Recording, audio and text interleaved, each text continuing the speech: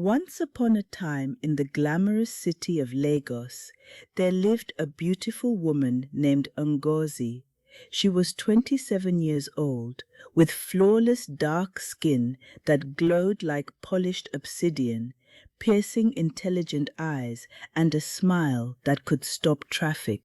Ngozi worked as a senior executive at one of Nigeria's top banks, earning millions monthly. She drove a Mercedes, lived in a luxury apartment in Ikoyi, and wore designer clothes that turned heads everywhere she went. Ngozi had everything: money, beauty, success, and the perfect fiancé. His name was David, 30 years old, tall, muscular, devastatingly handsome, with a chiseled jawline and deep voice that made women weak. David was a successful real estate developer who drove a Range Rover Sport and owned properties across Lagos.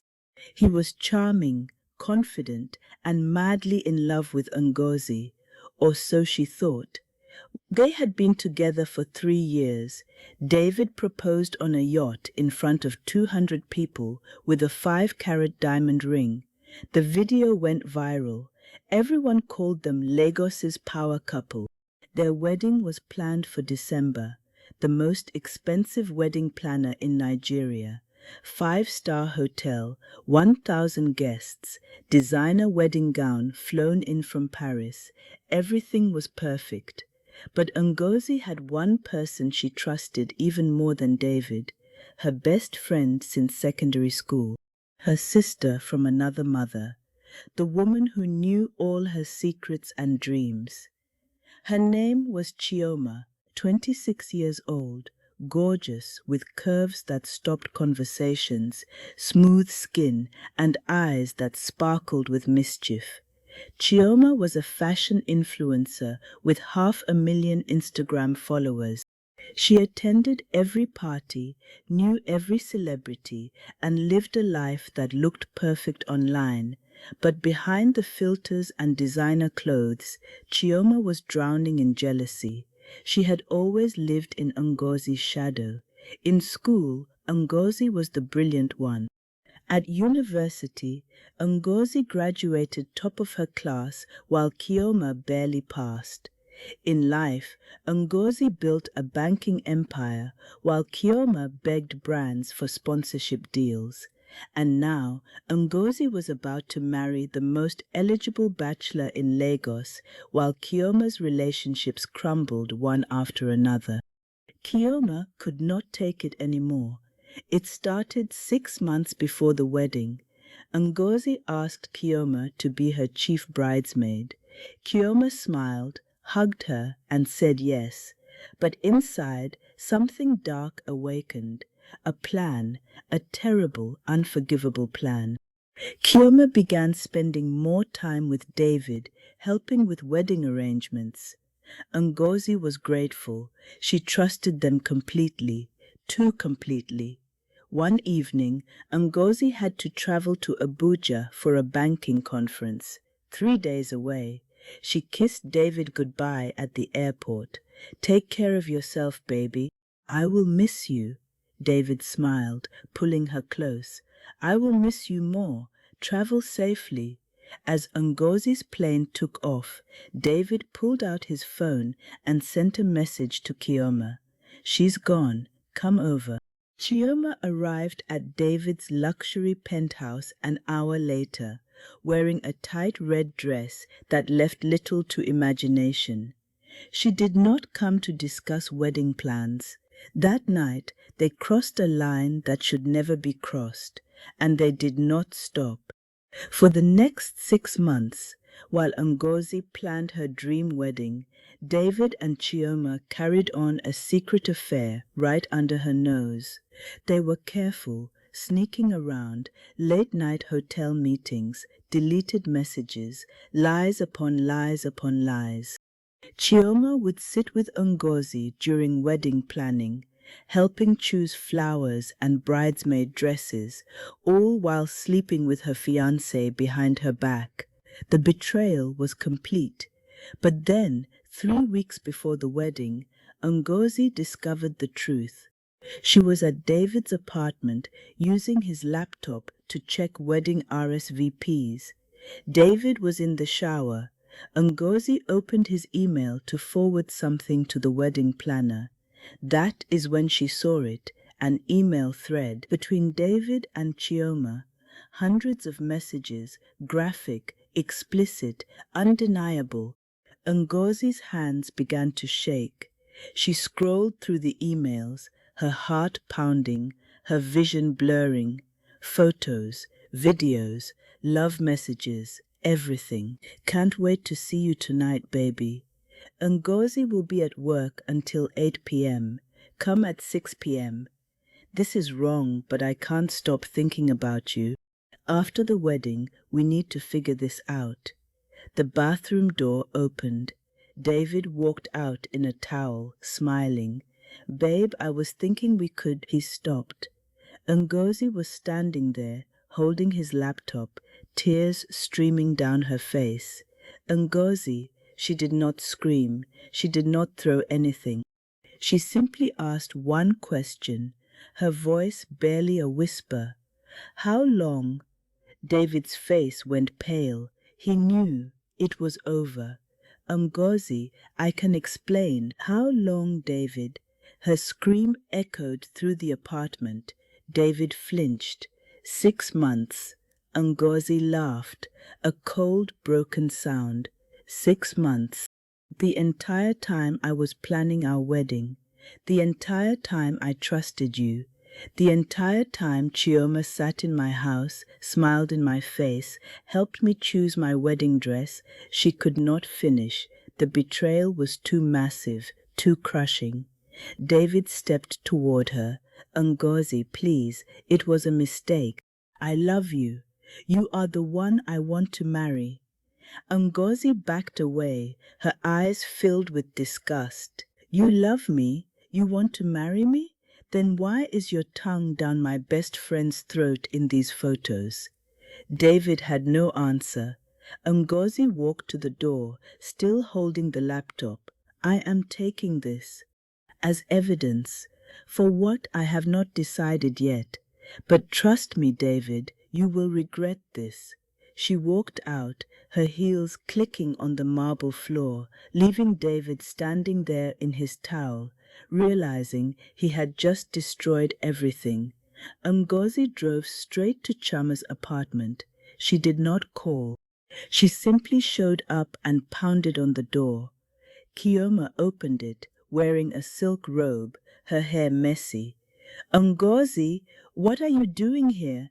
I thought you were at David's. Ngozi shoved the laptop screen in Chioma's face.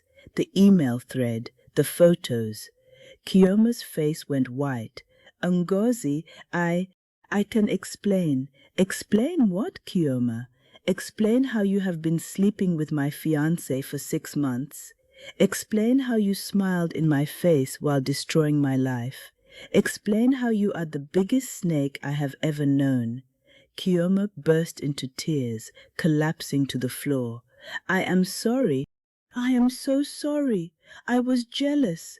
You have everything, Ngozi, everything I ever wanted. I could not help myself. Ngozi stared down at her, feeling nothing but cold fury. You could not help yourself. You are pathetic. She turned to leave. Chioma grabbed her leg. Please, Ngozi, please do not tell anyone. Please, it will destroy me, my reputation, my followers, everything. Ngozi looked down at her, and for the first time in their 15-year friendship, she felt nothing but contempt. You should have thought about that before you betrayed me. She kicked Chioma's hand away and walked out, leaving her former best friend sobbing on the floor. That night, Ngozi sat alone in her luxury apartment, staring at the wedding invitations stacked on her coffee table. 1,000 invitations already sent out, already accepted. The wedding was in 3 weeks. Everyone expected a fairy tale, Lagos's power couple, the wedding of the year. social media would explode, but Ngozi was not going to give them a fairy tale. She was going to give them a lesson about betrayal, about lies, about consequences. She picked up her phone and made a call. "Hello, wedding planner. Yes, it is Ngozi.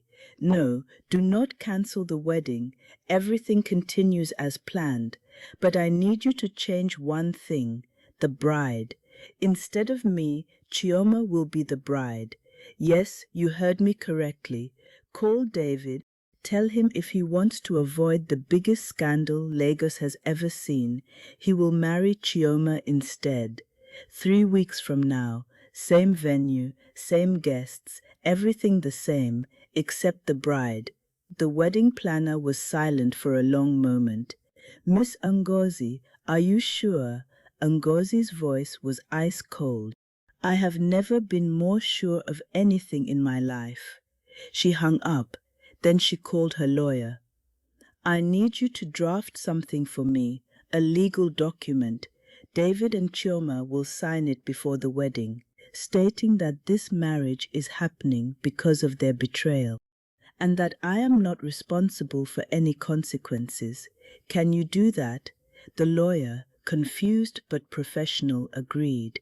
2 days later, David received the message. "Marry Chioma in 3 weeks, or Ngozi would release everything. The emails, the photos, the videos, his business would collapse. Her influencer career would end. Their families would be destroyed." David panicked. He called Ngozi 100 times. She blocked him. He showed up at her apartment. Security threw him out. He sent messages begging, apologizing, explaining. Ngozi responded once, "You wanted her. Now you will have her forever." Chioma received the same message. She tried to refuse, but Ngozi had all the evidence. If Chioma did not marry David, Ngozi would destroy her entire online presence, release everything, ruin her. Chioma had no choice. And so 3 weeks later, on a beautiful December Saturday, Lagos's most anticipated wedding took place. The five-star hotel ballroom was magnificent, crystal chandeliers, white roses everywhere, gold decorations, 1,000 guests in their finest attire, champagne flowing, cameras everywhere, social media influencers live streaming. But something was wrong. The bride was not Ngozi, it was Chioma. Whispers rippled through the crowd, confusion, shock. Where was Ngozi? Why was Chioma in the wedding dress? What happened? Nobody knew. The families had been told there was a change of plans. The guests were confused but intrigued. This was drama. This was content. Lagos social media was already exploding with theories. David stood at the altar in his expensive tuxedo, looking miserable. Chioma walked down the aisle in the designer wedding gown that was supposed to be Ngozi's, her face a mask of forced smiles. Both of them looked like they were walking to their execution. And in the back row, almost invisible among the 1,000 guests, sat Ngozi. She wore a simple, elegant black dress, no makeup, hair pulled back, dark sunglasses. She looked like she was attending a funeral. In a way, she was. Nobody recognized her at first.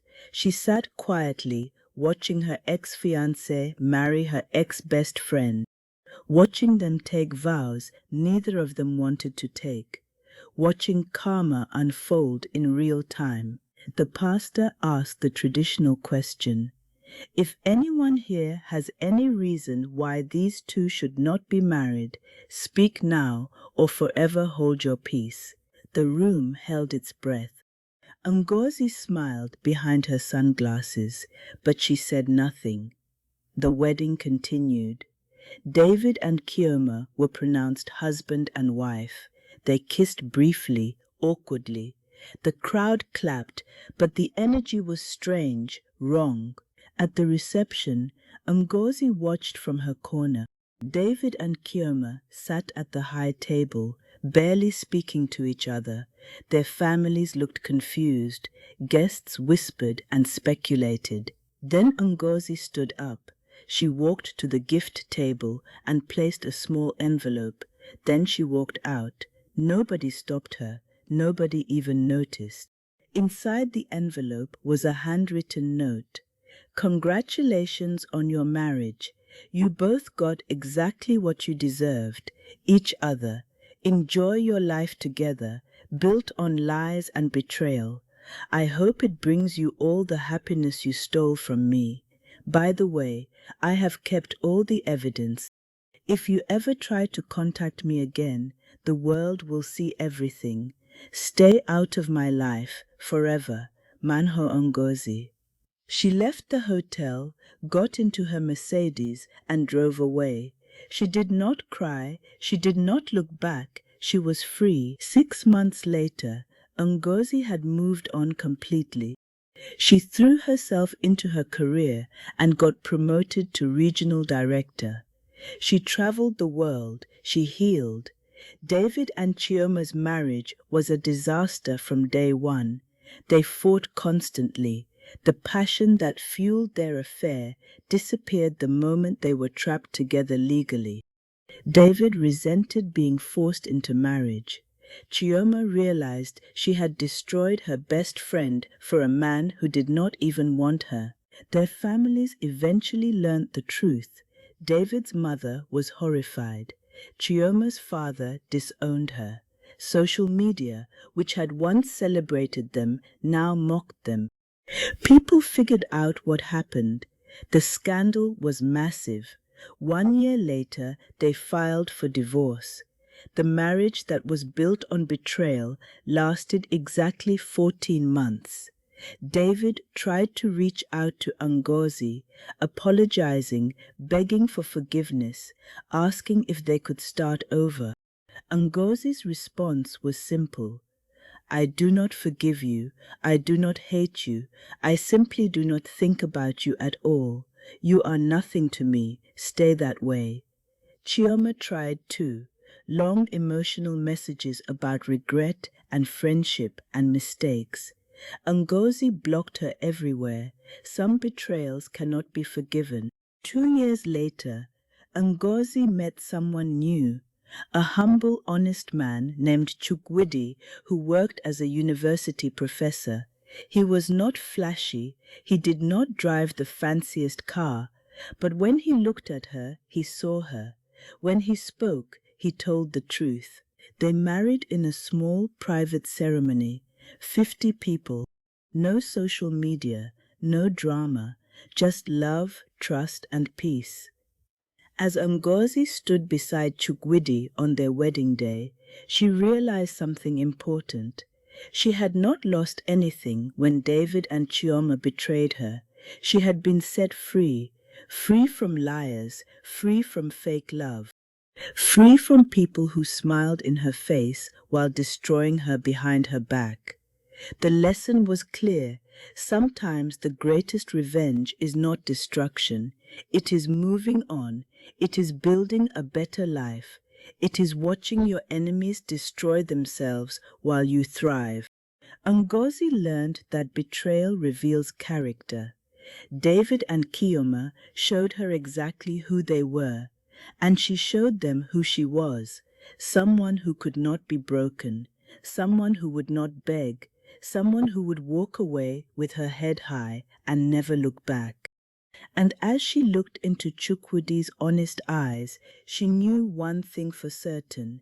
She had won, not by destroying them, but by refusing to let them destroy her, because the best revenge is not attending their wedding and making a scene. The best revenge is attending their wedding, watching them trap themselves in a loveless marriage built on lies, and then walking away to build something real with someone worthy. That is power, that is strength, that is victory.